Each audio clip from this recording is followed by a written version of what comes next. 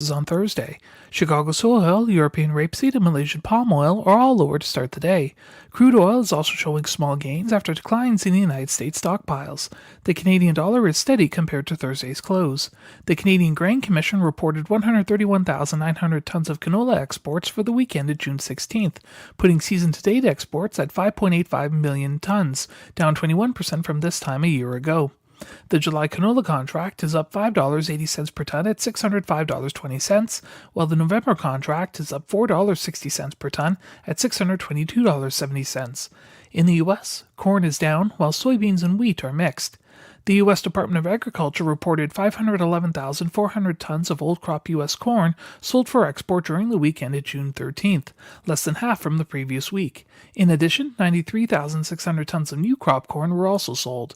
Ethanol production, according to the U.S. Energy Information Administration, increased by 34,000 barrels per day on average for the week ended June 14th at 1.057 million barrels per day. Stocks increased 395,000 barrels at 23.62 million. The Buenos Aires Grain Exchange reported the Argentine corn harvest at nearly halfway finished. The July corn contract is down 1 U.S. cent per bushel at $4.39. 556,500 tons of old crop U.S. soybeans were sold for export, up 48% from the week before, while 84,000 tons of new crop were also sold, mostly to Pakistan.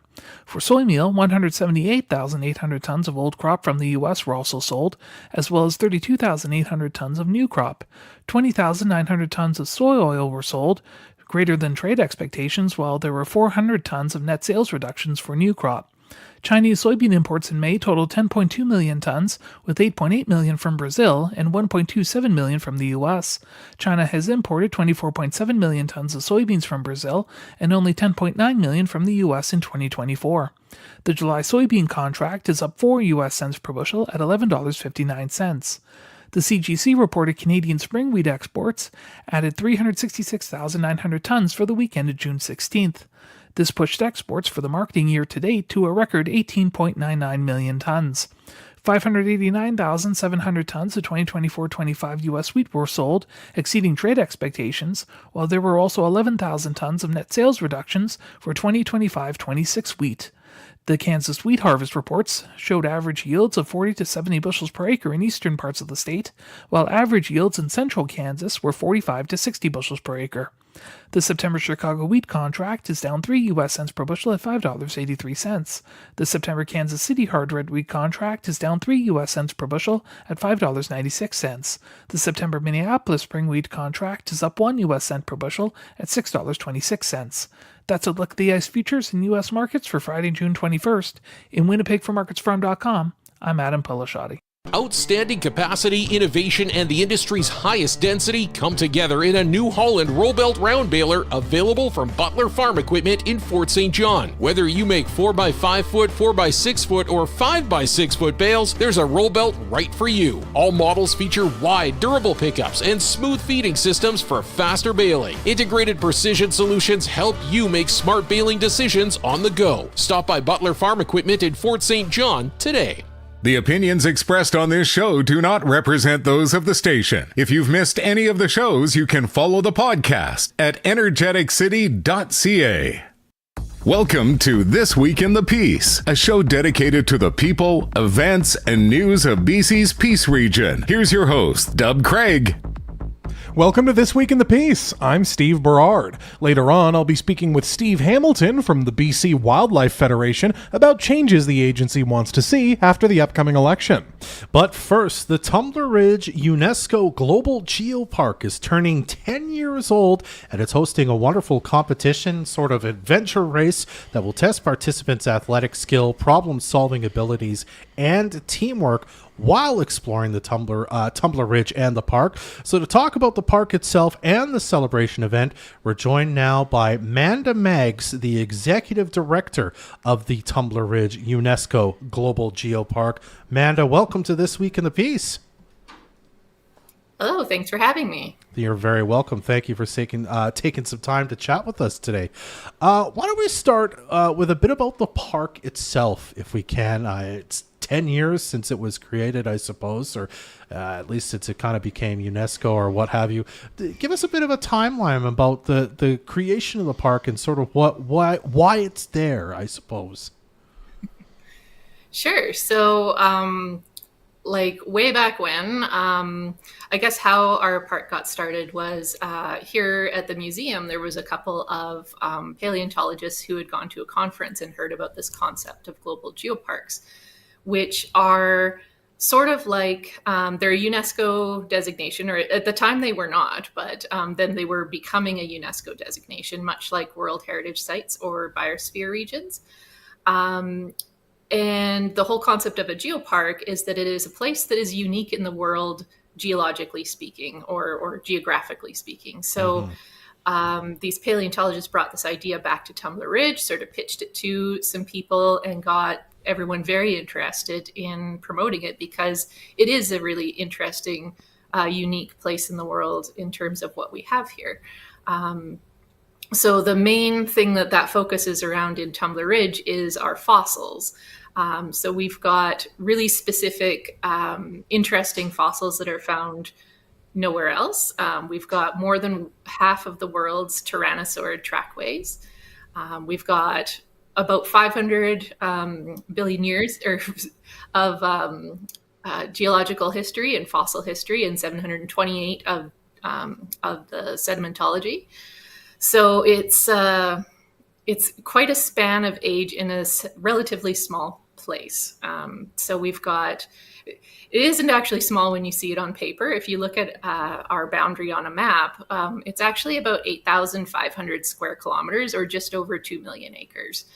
So it's not a small space, but in terms of landmass, I guess it sort of is. So anyway, this concept got going. The volunteers that started it were really excited and did a great job of getting everybody on board and together and getting the community involved. And in a matter of just a short period, a couple of years, they got the designation. So UNESCO comes in, they send evaluators who come and inspect the site for its value. They talk to the people, make sure that consultation with Indigenous people has been done, and consultation with the community has been done, and that the community itself wants a geopark there. And this community has really embraced that whole concept. So it's been great. It's been a really interesting 10 years. Yeah, and I mean, it's something that really puts Tumbler Ridge on the map on a global scale, if it wasn't already. I know that people come from all over the world to see some of the things in Tumbler Ridge and around Tumbler Ridge, and to hopefully find their own sort of fossils as they're kind of investigating around. So the park itself then didn't exist kind of before then, is what you're saying. It kind of came together as, we want this park to happen because of the because essentially the UN had this UNESCO sort of designation of a global geopark then, I suppose. Hey, yeah, like all of the pieces were there before. Yeah. It's just that the designation really helped get a platform to promote it and sort of unify it as a theme, because we had the hiking trails, we have the waterfalls, we have the fossils, we've got, this museum that does a lot of great work with the research in the paleontology as well. So like all those pieces were there. So we were able to bring in all of these different sort of related topics under this concept of a global geopark, which is exactly what a geopark is. It's all of these different concepts together. We do a lot of education about these things. We do lots of public outreach, and we do things like facilitate research with the museum as well. So it's a lot of different things. Geoparks are very interesting organizations. I'll say.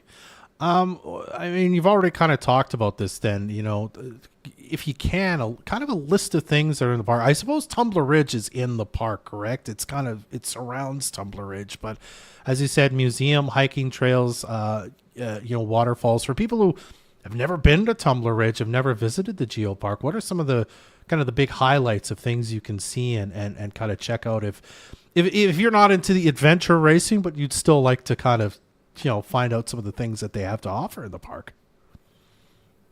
Yeah, absolutely. So we have anything that you basically want to do in the outdoors, is Tumbler Ridge is a great place to do it, because we've got, we talk about the concept of geodiversity a lot. So we've got these great big open alpine meadows with wildflowers. We've got, the hiking. This is also year round. Like, it's not just in the summertime too. So there's a lot of snowmobilers, ice climbers, because we have these waterfalls, and lots of them within an hour's drive of town. They're great places to just go visit. I'm not sure where the designation came from, or the title came from, but we're also the waterfall capital of the North, so that's an interesting one. But yeah, anything that you want to do outdoors is you can make it happen here in Tumbler Ridge. It's got lots going for it. We're really ramping up the mountain biking as well. We just have a new pump track and a jump track and some purpose-built trails, and more are coming. So anything that you like to do outside, hunting, fishing, we've got it all right here. Mm-hmm. So I suppose it seems then fairly logical to then say, well, if we want to celebrate this place that many people come to check out and go hiking and fishing and hunting and whatever else they like to do, that an adventure race is sort of the perfect activity to showcase the many things that this park has to offer. Tell us a bit about that concept and going forward with that as a way to celebrate the 10th anniversary of this park. Yeah, we kicked around a few ideas of things that we wanted to do to sort of celebrate our community and thank our community for being so supportive over this past decade. And I'm not sure how we landed on this adventure race idea. I think we all just, as soon as we heard it, just thought it was the greatest thing. Mm-hmm. And something that really hasn't been done in this way before. Like, we have the Emperor's Challenge, which is like a half marathon up in the mountains. But this is much more social and interactive, I think, in terms of the because it's a team event, and because you have different stations with not necessarily physical challenges at them. You don't have to be necessarily in shape to do this adventure race. Okay. Well, I mean, that's wonderful to hear, because I know I first heard it and was like, well, I'm out, because I can hike a little, but not a ton. So this is really something that you could do, with your friends who don't do a lot of hiking, or with your entire family, with even kids, I suppose. Hey. Oh, absolutely. It's not like the race title, I think, is perhaps a little misleading. There is a specific time frame that you have to do all of the tasks in. There's 10 tasks, but it's not like you're going to be down to the wire. Like, you're going to be able to recover, and these things are not all physical. And I would say that it's definitely something that a wide range of physical capabilities could do. Absolutely. And you said it's going to require some problem solving, and there's a barbecue, I suppose, at the end for everybody. Again, as sort of a celebration of what fun we all had. Hey.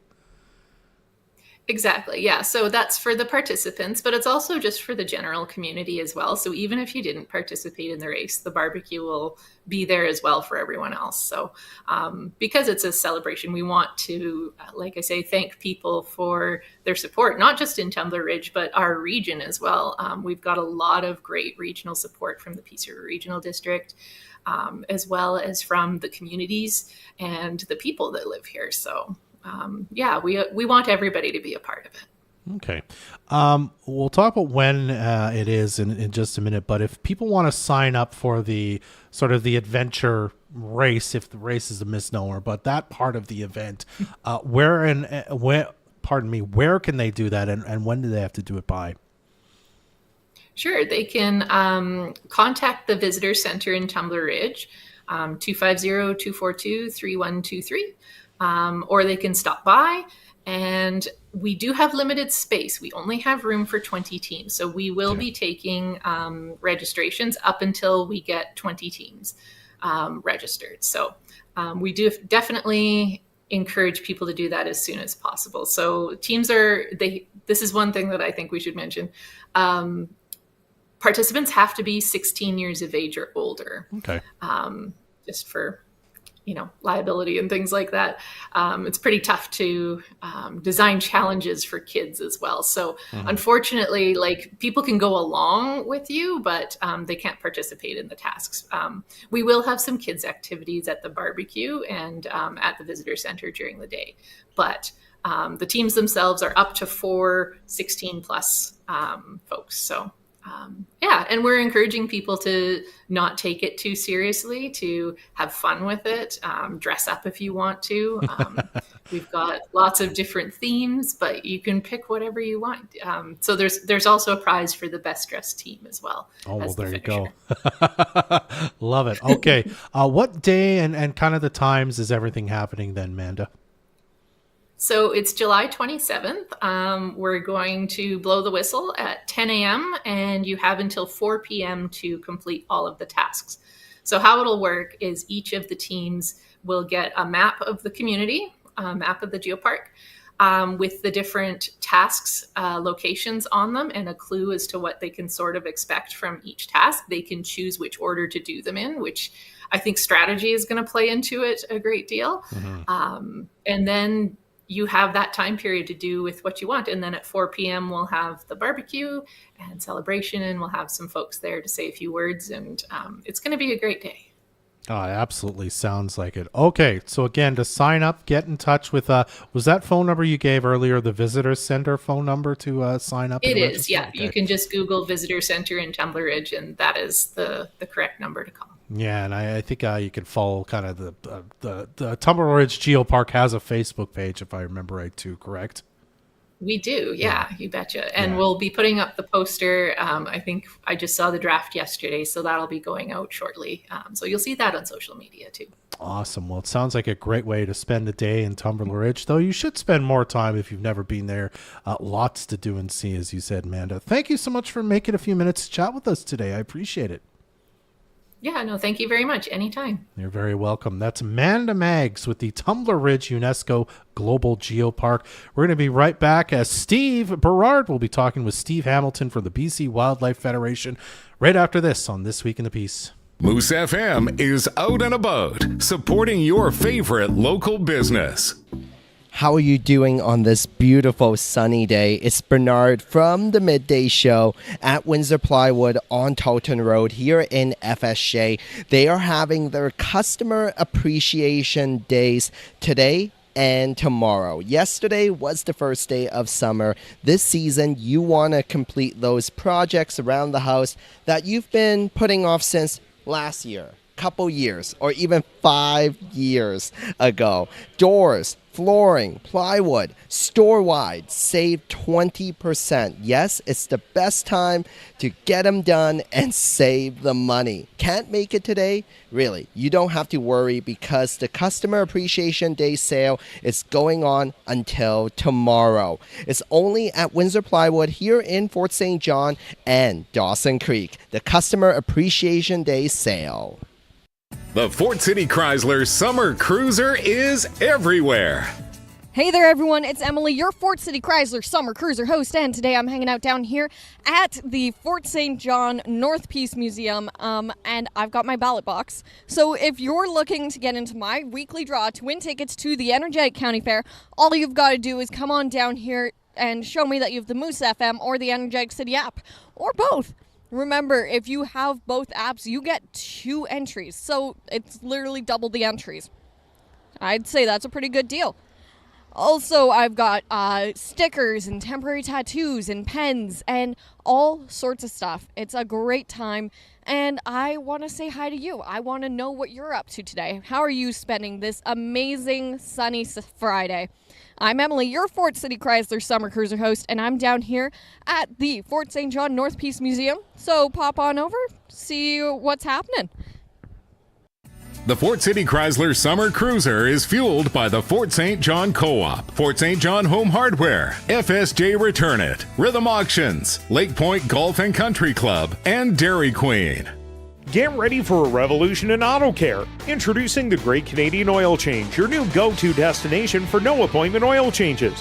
In just 15 minutes, we'll have you back on the road with a warranty-approved high-quality Valvoline oil change.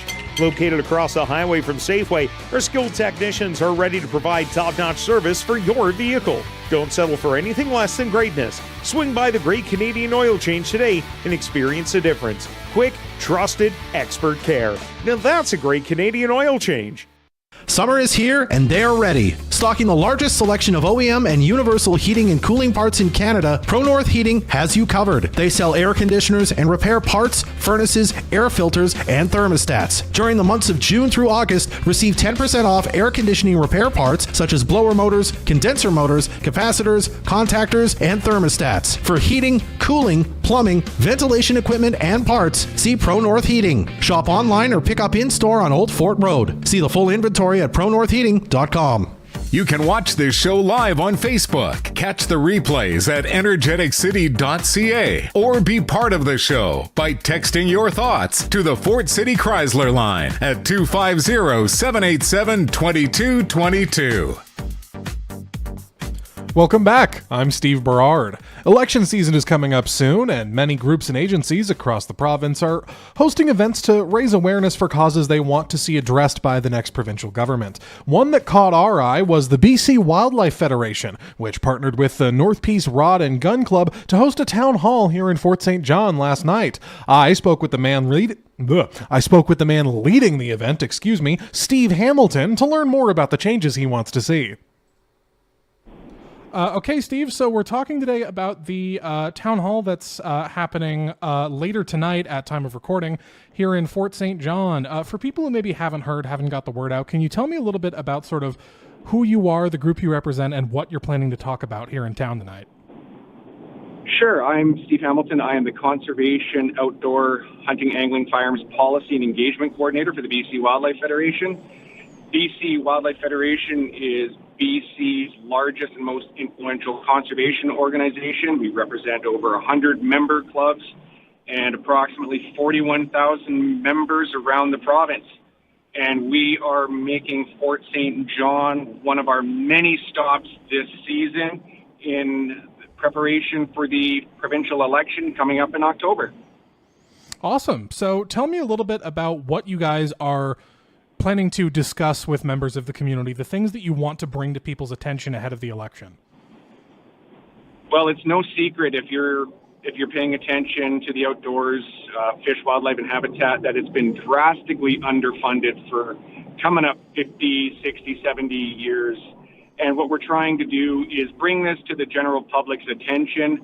And when the ballot's put in front of them this October, we're hoping that they're going to take a little bit of the information that we're giving them and use it to put wildlife first and to hold their elected officials accountable. Absolutely. Can you give me a couple of examples of some of the things you'd like to see prioritized coming out of this election? Sure. We want to see the next government coming in, as I said, put wildlife first, and that involves taking wildlife management out of the hands of government, not letting it be politicized. We want dedicated funding. We want legislated objectives. We want public access, and that's stuff that's front of mind as hunters, anglers, sport shooters, trappers, and anybody who enjoys the outdoors. Awesome. Yeah, that's great. Now, from what I was reading on the poster, this is not just being run by the BC Wildlife Federation. You guys are partnering with a more local group. Tell me a little bit about that group and sort of how that partnership came about. The North Peace Rod and Gun Club, we couldn't do it without them. As I mentioned at the beginning, we represent over 100 member clubs in the province, and they are one of them. Their clubs is one of ours. So we have partnered with them. They are assisting us in getting our message out there and hopefully bringing a theater full of people that want to enact positive change this October. Awesome. Yeah, no, that's great to hear. One of the things that was expressed in the press release that you guys sent out about this event is that one of the demands that are being made by you guys is that wildlife management needs to be conducted by an agency independent of government influence. A lot of people don't know the ins and outs of how wildlife management works, especially people who maybe are new to this kind of outdoor stuff. Can you walk me through what your current issues with wildlife management are and the specific ways you want to see that change? As I stated a little bit earlier, wildlife right now is being managed to zero. And we're seeing wildlife across the province and around the world politicized. It's being used as a bargaining tool. It's being used as a pawn. And we owe our wildlife more than that. And if people want to learn just what that looks like and hear some staggering facts and figures, we want them to come out tonight and hear this firsthand. Staggering facts and figures. Obviously, this is a little bit, before, at time of recording, this is before this has happened, so I know you don't want to divulge all the most interesting stuff, but can you tell me a couple of those? They claim that hunter density is a major issue for setting wildlife in policy and regulations, and we've got the numbers that will show that is a complete fallacy. And when I get to the point about in the part of the presentation about what wildlife funding looks like for the last 70 years, that is going to blow minds. We're seeing a decline, an absolute decline, and you can't talk or can't show that on the radio, but imagine a flat graph and then get flatter than that. That is absolutely incredible. Yeah. When you talk about wildlife funding, are there for our area some specific programs that you want to see get more funding? Obviously, across the board, there needs to be more, but what do you think needs to be prioritized first? Oh, you can throw spaghetti at a wall. There's so many things. We'd like to see more cultural and prescription burns done. We saw a wildfire season kick off in British Columbia, especially up here in April. We saw, as we were driving up here from Prince George, we saw the Chetwynd area had a big fire, and it comes right down to the highway. That's way too early. So we want money dumped into prescription burns, cultural burns. We want better inventory counts for our animals. We want to see our conservation officers funded properly. We need them to do the job that we know they can do. Right now, they're desperate for funding, and we need that as well. Absolutely, yeah. Talking about fires a little bit, obviously, you mentioned that big fire in Chetwynd. We also had that really big fire in Fort Nelson over the course of May, where there was that huge evacuation where some people even went as far as Prince George. Tell me a little bit about how wildfires impact the wildlife, because we talk a lot here about how it impacts people. We have evacuations and stuff, but people don't think about the wildlife. Tell me a little bit about how that impacts things, especially with it starting so early this year.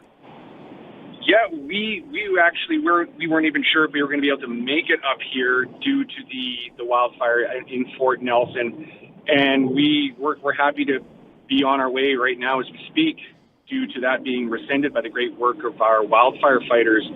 But what's happening to wildlife is they're being pushed out due to these fires. We're seeing them come into townships, and they're interacting with people in ways they shouldn't be. They're smart enough to get out of the way of the fires for the most part, and they're not truly affected other than the habitat loss. But what the real benefit of these prescription burns returning to the landscape with is the fact that we see the regrowth come back. It knocks down these bad sight lines that they're dealing with predators. It gives them more escape corridors. It gives them new forage. And if you drive through some of these areas a year, 2 years after, it is green, it is lush, and it allows wildlife to return to more of a native ecosystem. Yeah, 100% for sure. So this event is happening at time of recording. This is tonight in Fort St. John. By the time this airs, it will have happened overnight. Tell me a little bit, you mentioned this is only one of several stops. Walk me through sort of why Fort St. John was selected as one of the stops and some of the other areas that you guys are going to be visiting. We are literally hitting everywhere in the province with management units. Like we got Region 1 in Vancouver Island. We're there in August. We've got Lower Mainland. We've got Thompson, Okanagan. We're everywhere. We're all over the province. We're doing everywhere from Vancouver to Fort St. John and all in between. And Fort St. John is such a receptive community and so based in the outdoors that we were happy to work with the North Peace Rod and Gun Club and the amazing people in the area to come here to talk about putting wildlife first. Absolutely, yeah. We're just about out of time here. Really quickly, like I said, this is airing after this, after the town hall happened. For people who maybe weren't able to attend and want to hear about these priorities, is there a message that you have for people that are interested but weren't able to attend? Absolutely. They can reach out and check us out on the internet at our website, which is bcwf.bc.ca, and find the drop down about the election town halls. We have a great website that is laid out with our election demands, little bits of facts and figures for people that may miss this. But the most important thing that I want to leave people with is to do their research. If they care about fish, wildlife, habitat, sport shooting, the outdoors community, and preserving it for future generations, they need to engage their elected officials and remind them of their priorities. Tell them to put wildlife first and then hold them accountable at the polls and beyond this October. Absolutely, and that's a strong message to send. Awesome. Thank you so much for your time, Steve. We really appreciate it. No problem. Appreciate you guys. You guys have a great day, eh? You too. Bye. Cheers. Bye. That was Steve Hamilton. We'll be right back to wrap things up on This Week in the Peace. Moose FM is out and about, supporting your favorite local business. Hopefully you're having a great Friday. My name's Berard from the Midday Show at Windsor Plywood on Tolton Road here in Fort St. John as they're having their Customer Appreciation Days. They are appreciating you for the support. Since they're doing that, they want to treat you to something amazing. If you just come by and say, I love Windsor Plywood and Moose FM to me, you instantly win a Bosch 12-volt cordless router. 100% free, no purchase necessary. If you're looking for lumber, 20% off. Economy lifts of it, 294 pieces. Regular price $15.25, now $12.20. Or 189 pieces. Regular price $13.78, now $11.02. You don't want to miss this amazing deal. Customer Appreciation Days here at Windsor Plywood on Tolton Road. The Fort City Chrysler Summer Cruiser is everywhere. If you're looking for something really cool to check out today around 11 o'clock, then why not go down to the National Indigenous Peoples Day celebration at Tuscawa, or the Charlie Lake Caves. It's going to be a great afternoon. They're going to be having a shuttle service from the historical Red Barn Pub and Grill over to the caves. It's going to be a great time. There's going to be a free barbecue lunch, some demonstrations from the Doig River Drummers, and a demonstration from the Archaeological Field School students. So it's going to be a great time. It's a great way to learn all about Indigenous culture in our area and why that site is so important to the history of our area. And in the meantime, if you're looking to get into a draw or get some awesome swag, come on down and find me. I'm hanging out over here by the Fort St. John North Peace Museum. My name's Emily, and I'm your Fort City Chrysler Summer Cruiser host. Have an amazing Friday, everyone. The Fort City Chrysler Summer Cruiser is fueled by the Fort St. John Co-op, Fort St. John Home Hardware, FSJ Return It, Rhythm Auctions, Lake Point Golf and Country Club, and Dairy Queen. When it comes to your wedding, event, or party, it's the little details that really make the event come to life. So make sure you book with FSJ Systems Rental Source, specializing in elevating events and catering. They provide services such as large event tents, catering equipment, tables and chairs, audio and lighting, and more. Serving the Peace region and beyond, FSJ Systems Rental Source. For more information or to book them for your events, call 250-787-7591. All aboard! Grand Prairie Rotary Bus Tours are back. Experience Grand Prairie and region on this informative, entertaining, free tour. No reservations required. Just show up at the Tourist Information Center in Center 2000 on any Tuesday, Wednesday, or Thursday, now through the end of August. Arrive in the evening between 6 and 6:30. Then hop on board. Tourist or local, it's entertaining for everyone. Free bus tours are brought to you by the Rotary Club of Grand Prairie and the Grand Prairie Regional Tourism Association. Something's brewing at Peaceful Pages. It's the new espresso machine. Enjoy a delicious drink, hot or cold, while browsing the store, or just enjoy some quiet time with a book. Peaceful Pages Christian Bookstore, open Tuesday to Saturday on 101st Avenue in Fort St. John. Moose Country weather. Today, a high of 27 degrees and sunny skies all day. Later tonight, 11 degrees, and then tomorrow, high of 24, mainly sunny skies. Looks like there's a chance of showers on Sunday with a high of 21 degrees. You're listening to the all-new This Week in the Peace. Be a part of the show by texting your thoughts to the Fort City Chrysler line at 250-787-2222.